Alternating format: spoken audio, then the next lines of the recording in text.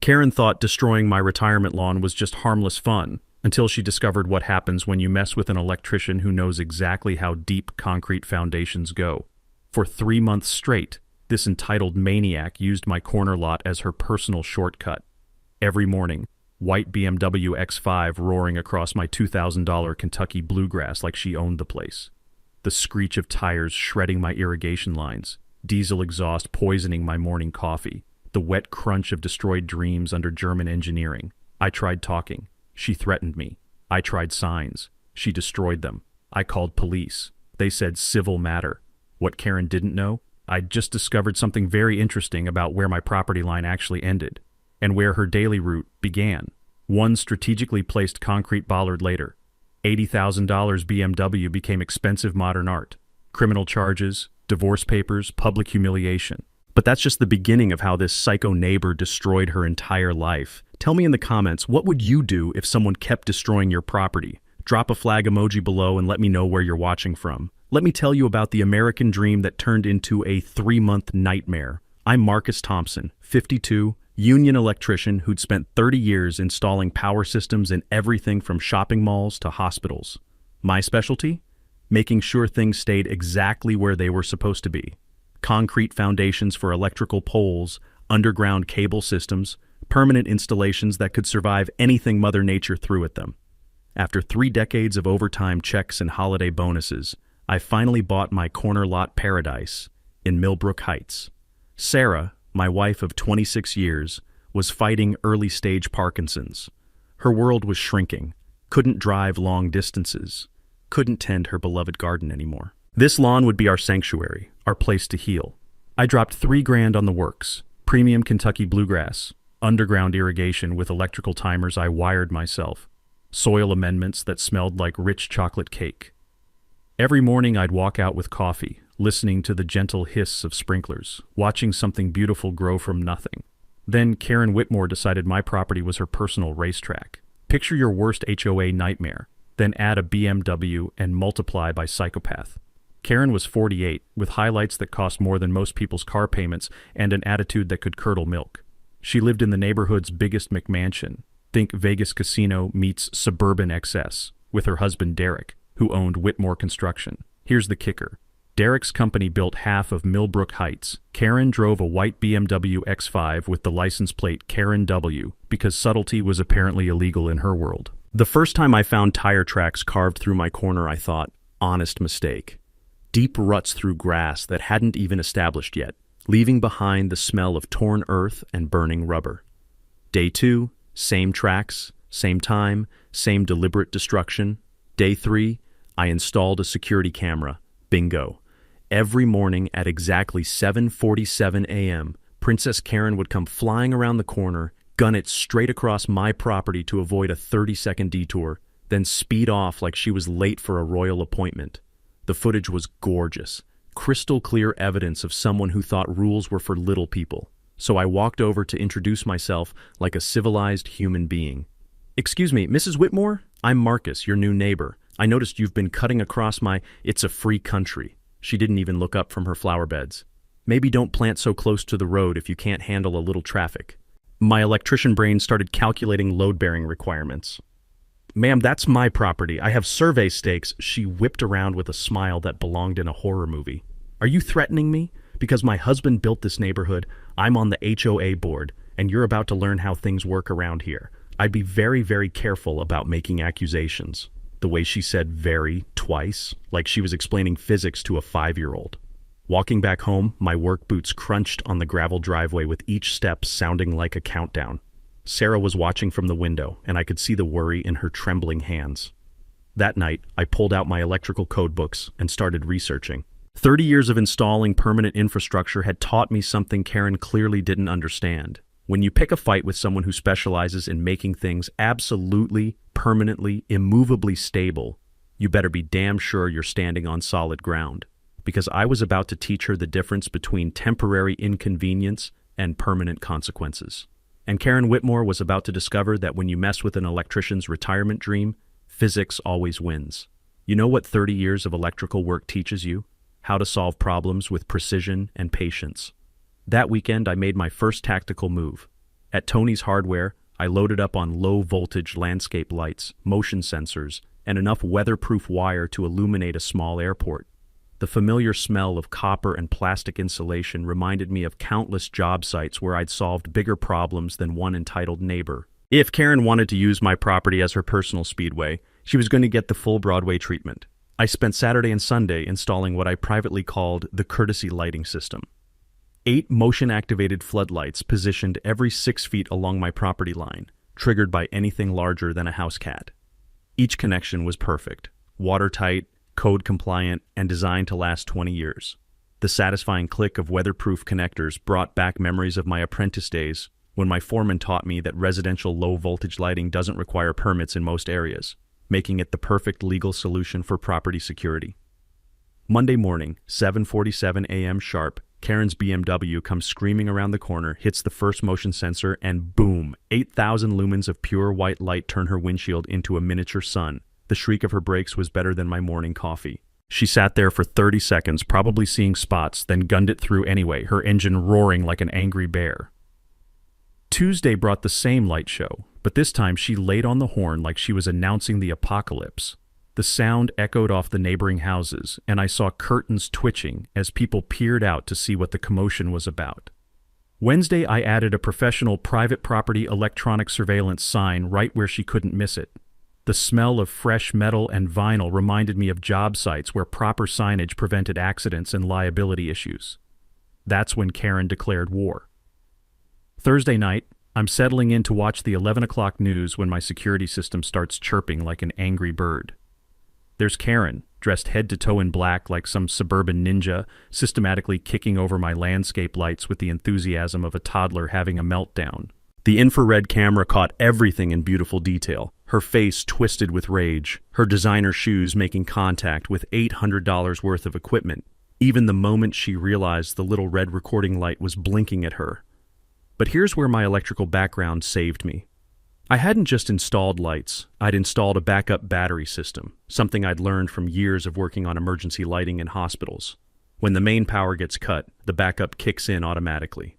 So while Karen was busy destroying my primary lighting, my secondary cameras kept rolling, capturing every kick, every muttered curse word, every moment of deliberate vandalism in high-definition glory.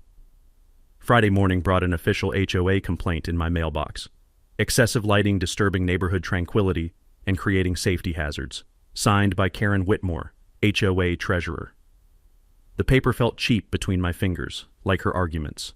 I called my insurance company and filed a vandalism claim. Then I called Tony.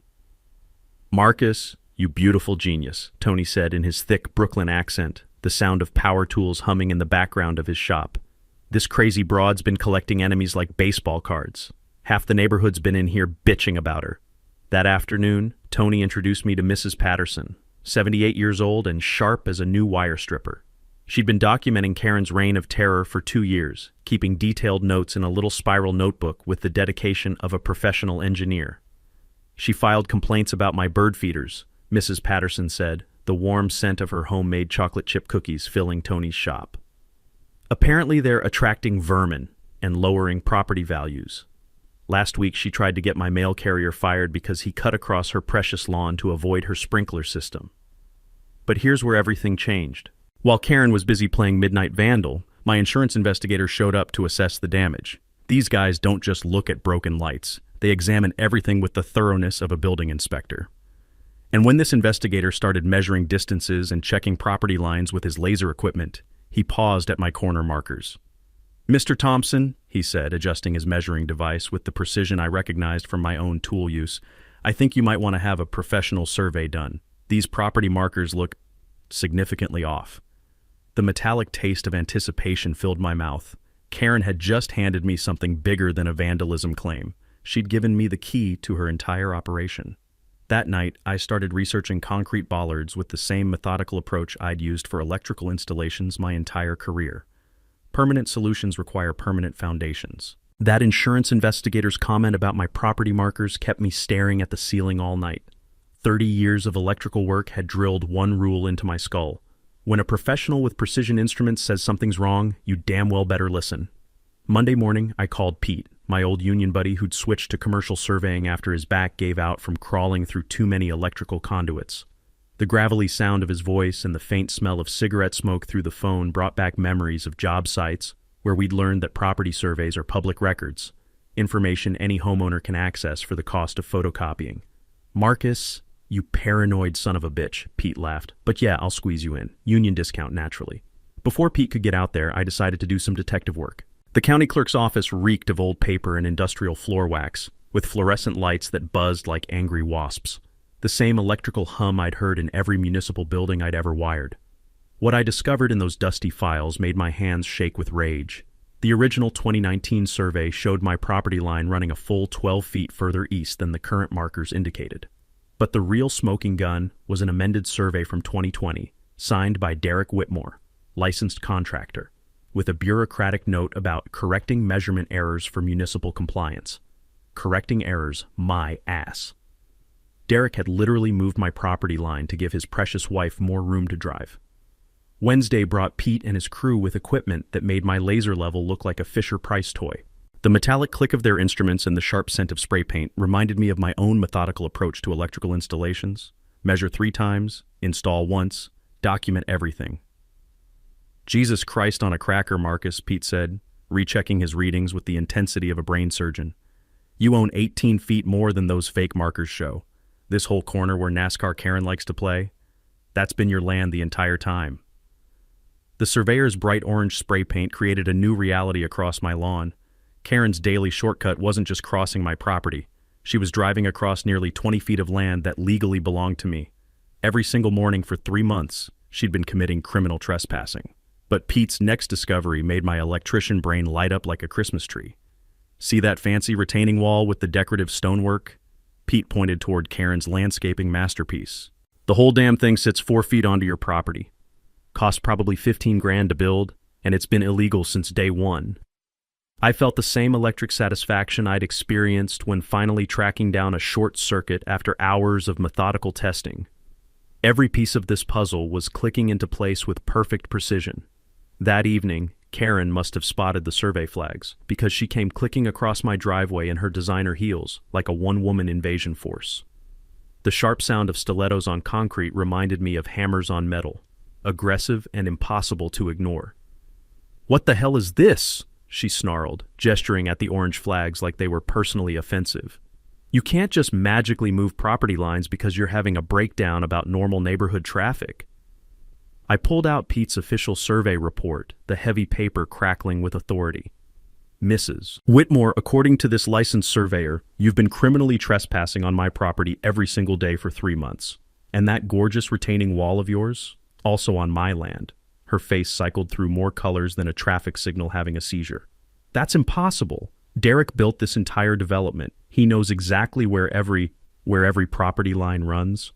I finished with a smile that felt sharp enough to cut glass. "Oh, he absolutely does. The original 2019 survey shows these exact boundaries. The mysteriously corrected version from 2020 has your husband's signature all over it." Here's where things got interesting. Instead of backing down, Karen stepped closer, her voice dropping to a whisper that somehow sounded more dangerous than screaming. "You stupid blue-collar piece of trash," she hissed, the venom in her voice hitting me like a slap.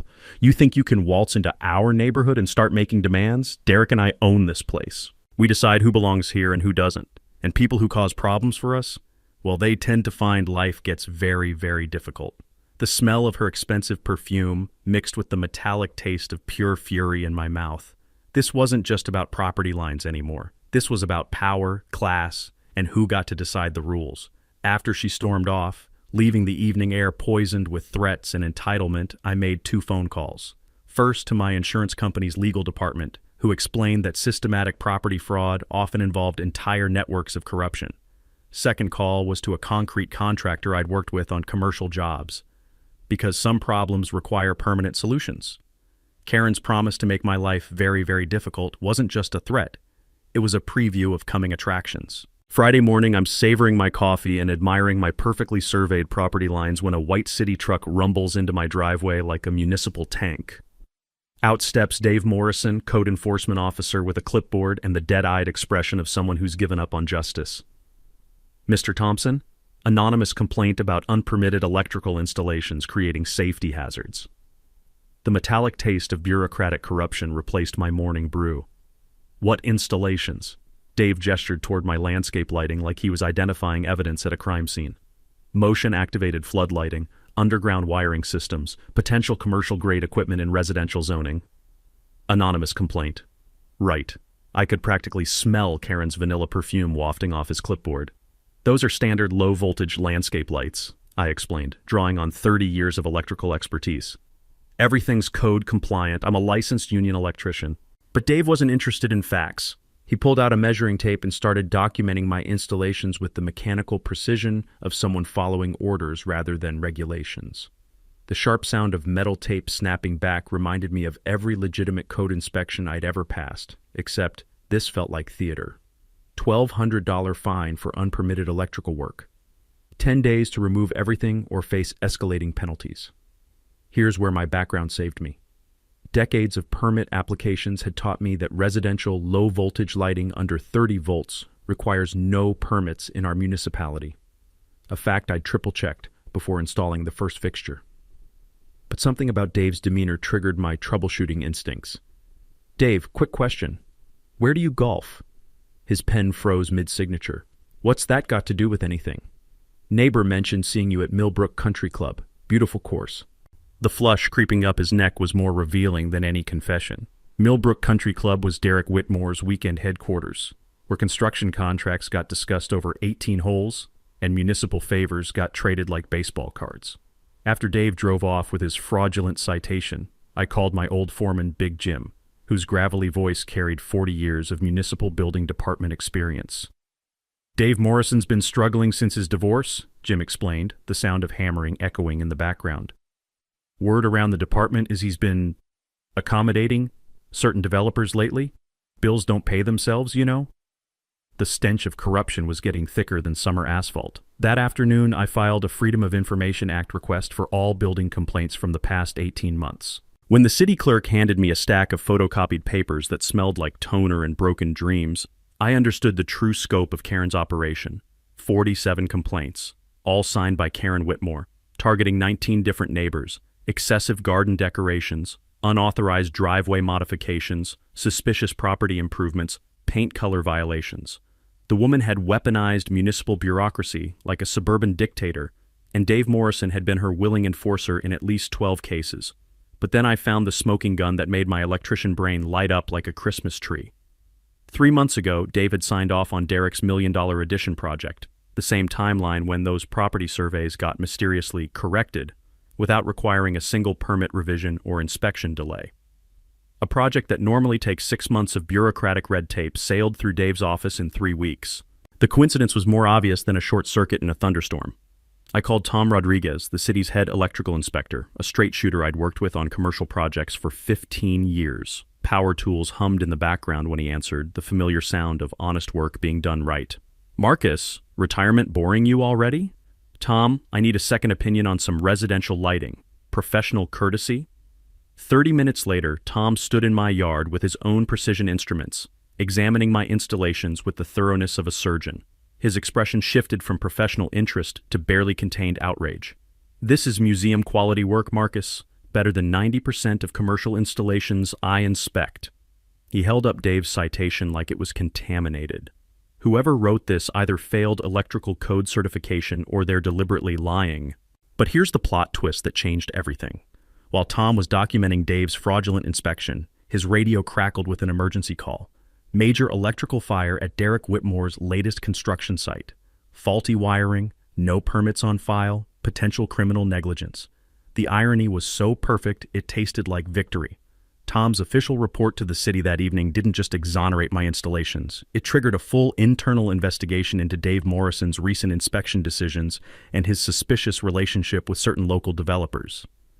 That night, I finalized my concrete bollard specifications with the same methodical precision I'd brought to electrical installations my entire career. Every measurement perfect, every regulation satisfied, every detail designed for permanent results. Because Karen was about to discover that some people build things that last forever. The professional survey results that Pete delivered Monday morning didn't just confirm my suspicions. They blew the lid off a property theft operation that would make a con artist weep with admiration. "Marcus, sit down for this," Pete said, spreading blueprints across my kitchen table with the solemnity of a coroner delivering bad news. The papers crackled with official authority, and the smell of fresh ink mixed with my coffee created an oddly ceremonial atmosphere. The numbers were staggering. I didn't just own 8 or 12 feet more than those fake markers indicated. I owned 18 feet beyond what Karen thought was her territory. Her daily BMW shortcut crossed nearly 20 feet of my property while her precious decorative retaining wall sat 4.5 feet onto my land. But here's where it gets beautiful. Karen's husband Derek hadn't just moved my property line. He'd systematically stolen land from 6 different homeowners over the past 4 years, creating a spiderweb of fraudulent surveys that netted his family an extra half-acre of prime real estate. "Look at this." Pete pointed to the overlay comparison, his finger tracing the differences between original and corrected surveys. Mrs. Patterson lost 12 feet of her backyard. The Hendersons lost 8 feet along their side lot. Even that new family, the Garcias, got robbed of 15 feet before they'd finished unpacking. The metallic taste of pure rage filled my mouth. This wasn't just about my lawn anymore. This was about a systematic theft operation disguised as clerical corrections. But my electrical background had taught me something Derek apparently never learned. When you build on stolen ground, everything becomes unstable. And I was about to introduce some serious instability to Karen's perfect little world. See, 30 years of installing electrical foundations had given me expertise Derek never anticipated. I knew exactly how deep concrete bollards needed to go for maximum vehicle impact resistance. I understood load-bearing calculations, stress distribution, and most importantly, the precise placement that would turn a speeding BMW into abstract art. The legal consultation that afternoon confirmed what my gut already knew. Real estate attorney Sarah Kim examined Pete's survey with the intensity of a detective studying crime scene photos, the fluorescent lights in her office buzzing with familiar electrical hum. "Mr. Thompson, you have grounds for a lawsuit that could bankrupt the Whitmores," she said, her voice carrying the quiet confidence of someone who'd won bigger battles. "Systematic property fraud, municipal corruption, civil rights violations under color of authority. We're talking criminal charges and 7-figure damages." The sweet smell of victory was intoxicating, but I had a better idea. What if I wanted to install a decorative concrete bollard on my property? Purely for aesthetic purposes, of course. Sarah's smile was sharper than wire strippers. Decorative landscaping features are completely legal, provided they're installed within your property boundaries and meet municipal safety standards. That evening, I stood at my corner property line with a tape measure, calculating the exact spot where Karen's passenger side wheel tracked every morning at 7:47 a.m. The mathematics were beautiful in their simplicity. Physics plus precision equals permanent problem solving. My electrician's training had taught me that the most elegant solutions often look deceptively simple. One decorative concrete bollard, professionally installed according to commercial electrical pole standards, positioned exactly where momentum and stupidity would intersect at 25 miles per hour. The foundation would go 5 feet deep with rebar reinforcement, the same specifications I'd used for electrical installations that needed to survive hurricanes. The bollard itself would be 42 inches of reinforced concrete with a decorative cap, perfectly legal and absolutely immovable. Karen's illegal shortcut was about to become the most expensive driving lesson in municipal history. And the beautiful part? She was going to do it to herself. Some people plan revenge. I engineer permanent solutions. Tuesday morning, I drove to Industrial Concrete Supply with the same methodical approach I'd brought to every major electrical installation in my career. The warehouse smelled like cement dust and rebar, triggering memories of commercial jobs where foundations had to be absolutely perfect the first time. "I need a decorative bollard," I told Miguel, the manager who'd supplied concrete for half my electrical pole installations. "Residential application, but I want commercial-grade specifications." Miguel raised an eyebrow at my requirements. 42 inches tall, 8-inch diameter, reinforced core, decorative granite cap. "Jesus, Marcus, you planning to stop a tank?" "Just want something that'll last," I said, the taste of anticipation metallic on my tongue. The technical specifications were beautiful in their precision. Foundation depth, 5 feet extending below the frost line for permanent stability. Rebar reinforcement, 4 half-inch steel bars running the full height, cross-braced every 18 inches. Quickset concrete, 4,000 psi compressive strength, the same standard I'd used for electrical installations that needed to survive hurricane-force winds. Wednesday brought the legal team assembly. Real estate attorney Sarah Kim had connected me with a surveyor willing to testify about fraudulent boundary alterations, while my insurance company's investigator documented every piece of evidence we'd collected. The conference room smelled like fresh coffee and expensive legal pads, but the atmosphere crackled with the electricity of impending justice. The beauty of this approach, Sarah explained, spreading documents across the mahogany table, is that decorative landscaping elements are protected speech under municipal aesthetic regulations. As long as your bollard meets safety standards and stays within your property boundaries, Karen can't touch it legally. But I wasn't just relying on legal protection. My electrical background had taught me that backup systems prevent catastrophic failures, so I'd recruited a community network that would make Karen's retaliation attempts impossible. Mrs. Patterson had organized what she called the Millbrook Neighborhood Defense Committee, which sounded official enough to make HOA board members nervous. Tony's hardware store became our unofficial headquarters, where the smell of motor oil and metal shavings mixed with the excitement of neighbors who'd finally found someone willing to fight back. "That woman's been terrorizing this neighborhood for 4 years," said Dave Henderson, whose backyard had been stolen 8 feet at a time. "If you can stop her, you've got my full support." The Garcias, who'd lost 15 feet of their property before they'd even finished unpacking, offered to document everything from their security cameras. Jim Martinez volunteered his landscaping crew to help with the installation. Even the mailman, who'd been harassed by Karen for walking on her grass, promised to keep watch during his daily rounds. Thursday afternoon brought the precision installation planning that separated professional work from amateur attempts. Using a laser transit I'd borrowed from Pete's surveying company, I marked the exact spot where Karen's passenger wheel crossed my property line every morning. The calculations were poetry and mathematics: vehicle speed, impact angle, center of gravity shift, and the precise positioning that would maximize both damage and legal protection. The bollard would sit 8 inches inside my confirmed property boundary, positioned where physics and stupidity would intersect at exactly 7:47 a.m. My electrical training had taught me that proper grounding prevents system failures, and this bollard would be grounded so thoroughly that nothing short of dynamite could move it. Friday morning, Miguel's crew arrived with the concrete mixer that sounded like a mechanical dragon breathing life into my plans. The sweet chemical smell of quickset concrete mixing with water reminded me of every foundation I'd ever poured for electrical installations that needed to last decades. The excavation went 5 feet down, revealing the dark soil that would cradle my revenge for the next century. 4 pieces of half-inch rebar formed a steel skeleton that could stop a freight train, while the concrete mixture achieved the consistency of liquid stone. "This thing's going to be here when your great-grandkids are old," Miguel observed, watching his crew pour the foundation with professional pride. The bollard itself was a masterpiece of functional art: reinforced concrete core, decorative granite cap, and a small bronze plaque reading Maple Grove Memorial Garden, established 2024. To any casual observer, it looked like a thoughtful landscaping accent. To Karen's BMW, it would look like the hand of God. While the concrete cured over the weekend, I repositioned my security cameras for optimal impact documentation and placed attorney Sarah Kim's business card on speed dial. Every detail had been planned with the same obsessive precision I'd brought to electrical installations where lives depended on getting it right. Monday morning, Karen would discover that some problems require permanent solutions, and some electricians know exactly how to make things stick. Karen's vacation to Palm Beach ended Monday morning at exactly 7:47 a.m., marked by the familiar sound of her BMW engine revving with its usual entitled aggression.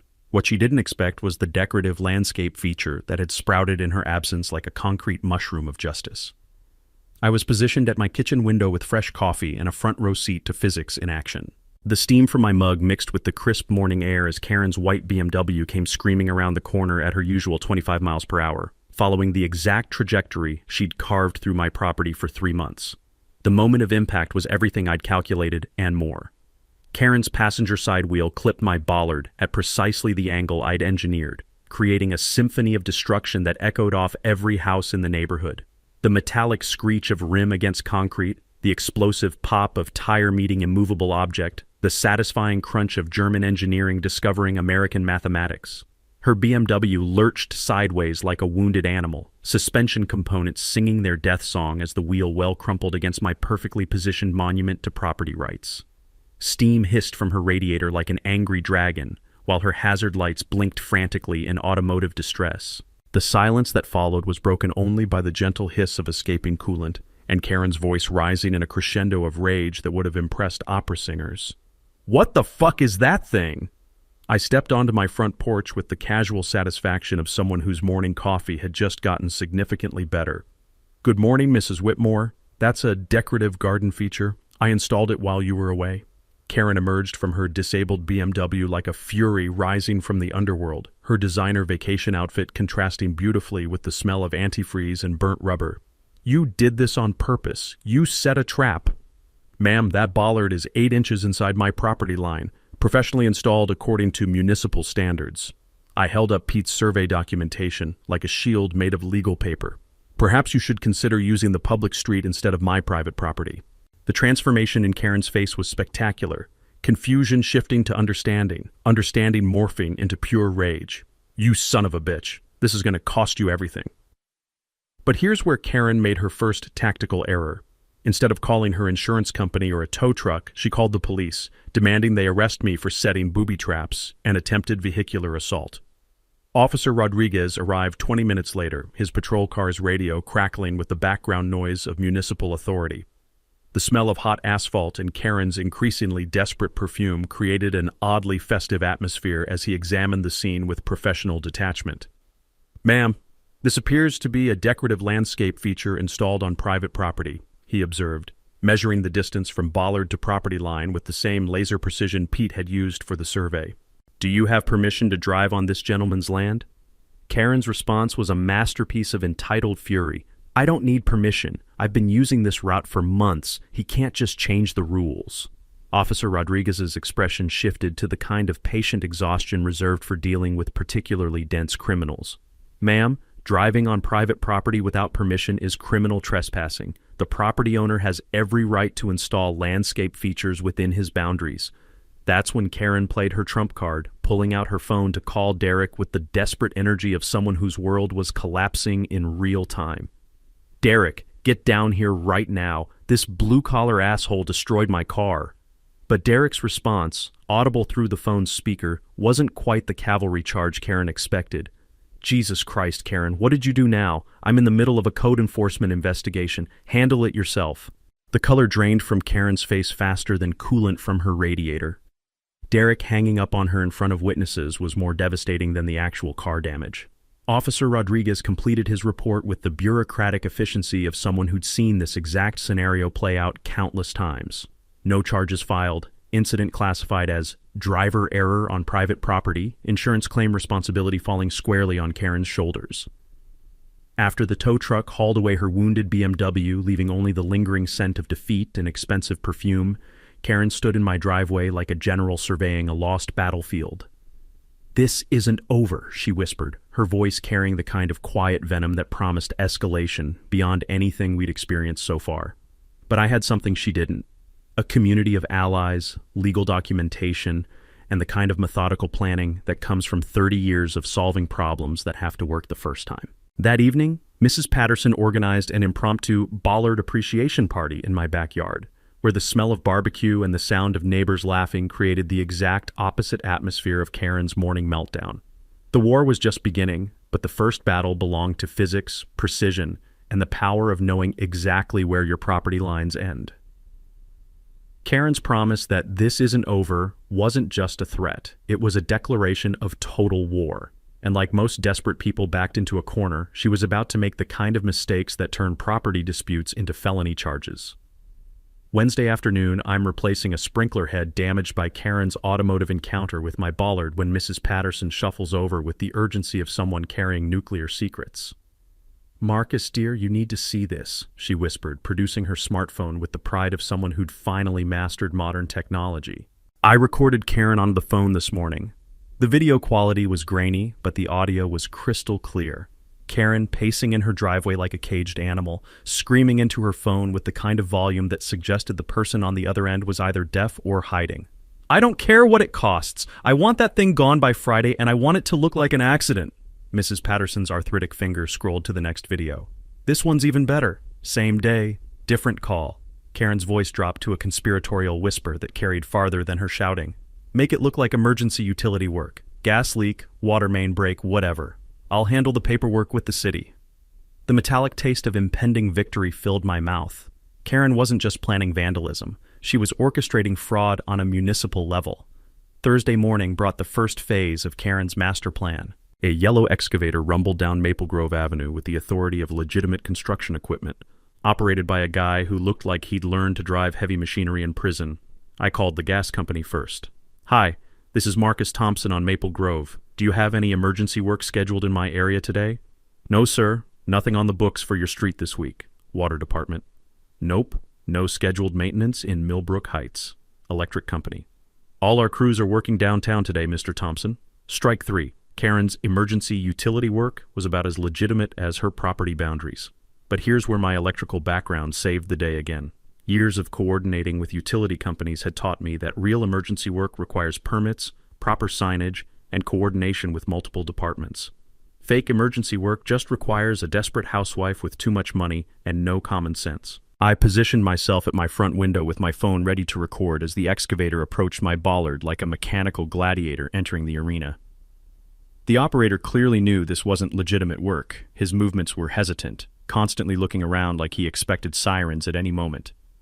Then Karen appeared, marching across my lawn in designer boots completely inappropriate for construction site supervision. The smell of diesel exhaust mixed with her aggressive perfume created an oddly toxic atmosphere as she pointed at my bollard, like a general ordering artillery strikes. "Right there! Make it look like you're repairing a gas leak." That's when I called 911. "Emergency services? What's your emergency?" "I have someone operating heavy machinery on my property without permission, claiming to be doing utility work that no utility company authorized." The police response was faster than Karen's BMW used to be. 2 patrol cars and a supervisor arrived just as the excavator's bucket made contact with my bollard, creating sparks that looked appropriately dramatic for the cameras now recording everything. Officer Martinez stepped out of his patrol car with the weary expression of someone who'd dealt with Karen before. "Ma'am, do you have permits for this excavation work?" Karen's attempt at innocent confusion was Oscar-worthy. "Officer, this is emergency utility repair, gas leak detection." "Which utility company?" The pause that followed was longer than Karen's usual attention span. The city sent them." Officer Martinez pulled out his radio and made the calls I'd already made, confirming what we all knew. No utility work was scheduled, no permits had been issued, and no gas leaks existed anywhere near my property. But the beautiful part was yet to come. The excavator operator, faced with potential criminal charges, decided to save his own skin by producing his phone and playing the recording of Karen offering him $10,000 cash to accidentally damage my landscaping while making it look like legitimate utility work. Karen's voice crystal clear through his phone speaker. "I don't care if it's illegal. I want that concrete monstrosity gone, and I want the old man to pay for it." The click of handcuffs around Karen's wrists was more satisfying than the sound of her BMW meeting my bollard. Charges included fraud, conspiracy to commit vandalism, impersonating utility authority, criminal trespassing, and attempted bribery of a municipal contractor. The excavator operator, facing his own charges, revealed that Derek had been involved in the planning, providing fake utility company letterhead and municipal work orders. The conspiracy reached deeper than anyone had imagined. As Karen was loaded into the patrol car, her final words were directed at me through gritted teeth. "You have no idea what you've started, you pathetic blue-collar piece of garbage." But I knew exactly what I'd started. The systematic destruction of a criminal enterprise that had been terrorizing my neighborhood for years. That evening, local reporter Janet Williams knocked on my door with the hunger of someone who'd scented a Pulitzer Prize in the making. The monthly city council meeting had never seen a crowd like this. Standing room only, 3 local TV stations with cameras rolling and an atmosphere charged with the electricity of long-awaited justice. The municipal building's fluorescent lights buzzed overhead like angry wasps as nearly 200 residents packed into a space designed for 50. Karen arrived 20 minutes late with a legal team that probably cost more than my annual retirement income. Her lead attorney, Richard Pemberton, carried himself with the arrogance of someone who'd never lost a case involving blue-collar defendants. The smell of expensive cologne and legal desperation followed them to the front row like a toxic cloud. City Council Chairman Bob Mitchell called the meeting to order with the nervous energy of someone who knew he was about to witness either justice or a complete clusterfuck. We're here to address property boundary disputes and municipal code enforcement practices in the Millbrook Heights development. Pemberton stood up like he was addressing the Supreme Court instead of a small-town council meeting. Chairman Mitchell, my client has been the victim of a targeted harassment campaign by Mr. Thompson, who has deliberately created dangerous obstacles on public thoroughfares to cause property damage and personal injury.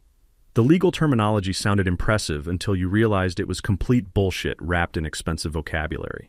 Furthermore, Pemberton continued, his voice carrying the kind of condescension that made my electrician hands itch for wire strippers. Mr. Thompson's so-called decorative bollard represents an attractive nuisance and public safety hazard that the city has a responsibility to remove immediately. Council member Sarah Gonzalez leaned forward with the expression of someone who'd actually read the case files. Mr. Pemberton, are you claiming that a decorative landscape feature installed 8 inches inside private property boundaries somehow constitutes a public hazard? That's when Pemberton made his fatal mistake. The location of that obstacle was specifically calculated to cause maximum damage to vehicles using the established traffic pattern through the area. The courtroom-style murmur that rippled through the crowd was like thunder before lightning.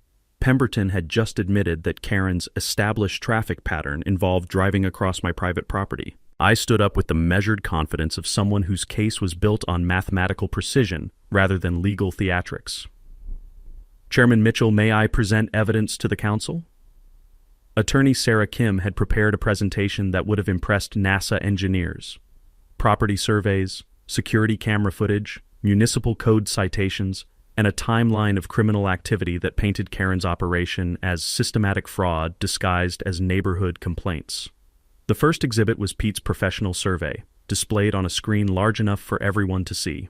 The collective gasp when the actual property boundaries appeared was audible throughout the room. Karen hadn't just been trespassing. She'd been stealing land from 6 different families for 4 years. As you can see, I explained, pointing to the overlay comparison with the laser pointer's red dot dancing across the screen. The Whitmore family has systematically altered property boundaries to benefit their own interests, while filing fraudulent complaints against neighbors who questioned their activities. But the real showstopper was the security footage compilation. 3 months of Karen's BMW deliberately crossing my property, followed by her nighttime vandalism of my lighting system, culminating in the excavator incident with crystal-clear audio of her offering bribes for criminal destruction of property. The crowd's reaction when Karen's voice played through the sound system, "I want that concrete monstrosity gone and I want the old man to pay for it," was like a dam bursting. Spontaneous applause, cheers, and someone in the back shouting, "Lock her up!" Councilmember Patricia Williams raised her hand for silence. "Mrs. Whitmore, do you have anything to say in your defense?" Karen stood up like she was ascending to a throne rather than facing municipal justice. Her voice carried the same entitled fury I'd heard in my driveway, but now it was amplified for everyone to witness. "This is a conspiracy!" she shrieked, her perfectly styled hair trembling with rage. "A blue-collar conspiracy designed to destroy successful people who've built this community. These people are jealous of what Derek and I have accomplished." The silence that followed was more damning than any guilty verdict. Karen had just revealed her true character to 200 witnesses and 3 television cameras. That's when FBI agent Patricia Rodriguez stepped forward from the back of the room like justice personified. "Mrs. Whitmore, I'm Agent Rodriguez, Federal Bureau of Investigation. We've been investigating municipal corruption in conjunction with construction fraud, and your case has provided valuable evidence for our ongoing inquiry." The color drained from Karen's face faster than coolant from her BMW radiator. "Federal investigation? Your husband's construction company has been altering property surveys across 3 counties, with municipal code enforcement officers providing cover in exchange for personal favors. We estimate the total property theft at over $2 million. Council Chairman Mitchell's gavel came down like a judge's sentence. The city of Millbrook officially supports Mr. Thompson's property rights and apologizes for any municipal code enforcement irregularities. All fines and citations against Mr. Thompson are hereby dismissed." Karen's final meltdown was worthy of reality television. "You'll all regret this. This whole corrupt town will pay for protecting this pathetic loser." As security escorted her from the building, the crowd erupted in applause that lasted longer than her marriage would. 6 months after the town hall meeting that ended Karen Whitmore's criminal empire, my morning coffee tastes sweeter than ever. Justice, it turns out, has a flavor all its own. Karen pleaded guilty to federal fraud charges in a deal that saved taxpayers the cost of a trial, but cost her everything that mattered. 18 months in federal prison, 3 years probation, and $53,000 in restitution to the neighbors whose land she'd stolen. Her McMansion sold for $90,000 below market value, every penny consumed by legal fees and victim compensation. Derek got 3 years federal time for contractor fraud and permanently lost his construction license. The FBI investigation my little Bollard triggered revealed a property theft network spanning 4 counties, involving 17 municipal employees and stealing over $3 million in land value from working families. Sometimes small acts of resistance topple entire criminal empires. But the real victory wasn't watching Karen get handcuffed. It was watching my neighborhood bloom into the community it was always meant to be. I donated my entire $38,000 settlement to establish the Millbrook Neighborhood Justice Fund, providing free legal resources for residents facing contractor fraud, property disputes, or municipal corruption. Mrs. Patterson became our volunteer coordinator, applying the same meticulous documentation skills she'd used to bring down Karen. Our first case helped the Martinez family recover $22,000 from a roofing scam. Our second stopped a developer from stealing playground space from the elementary school. Our third provided legal support for elderly residents targeted by predatory contractors. Knowledge shared becomes power multiplied. Sarah's transformation has been the most beautiful part of this whole journey. Once the stress of our property war ended, her Parkinson's symptoms stabilized dramatically. She started an herb garden next to my famous bollard, where the sweet smell of rosemary and thyme mingles with the satisfaction of victory every morning. Her laughter, which had been missing for months during Karen's reign of terror, now fills our backyard during evening barbecues with neighbors who've become genuine friends. My bollard achieved fame beyond anything I'd imagined. The bronze plaque now reads, Millbrook Memorial to Community Justice, where neighbors stand together, Este 2024. Electrical contractors bring apprentices to see what happens when technical knowledge serves moral purpose. Property rights organizations use our story in training seminars. Law schools teach our case as an example of effective grassroots legal strategy. Tony's hardware store became our unofficial community center, where the familiar smell of WD-40 and the sound of neighbors solving problems together creates an atmosphere of genuine mutual aid. He now offers monthly workshops on property rights, evidence documentation, and basic legal procedures. Turns out our neighborhood was full of teachers, accountants, nurses, and craftspeople whose combined skills could solve almost any problem. The Garcia family used their settlement to open Bollard Cafe, which has become our weekly gathering spot where community business gets done over exceptional coffee and Maria's homemade empanadas. Dave Henderson started a neighborhood watch program that's eliminated petty crime entirely.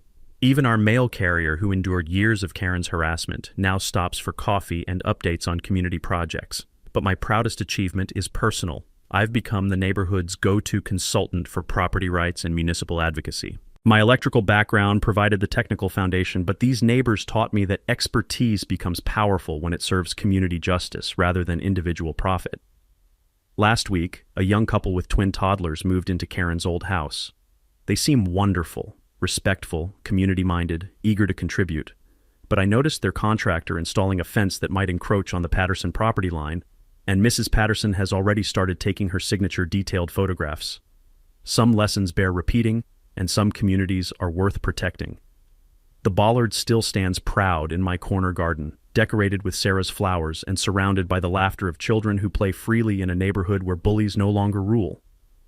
Every morning when I walk out with my coffee, I'm reminded that sometimes the most permanent solutions start with one person willing to dig deep foundations for justice. Drop your worst HOA or neighbor nightmare in the comments below. I read every story personally, and some of you might inspire the next episode of HOA Stories.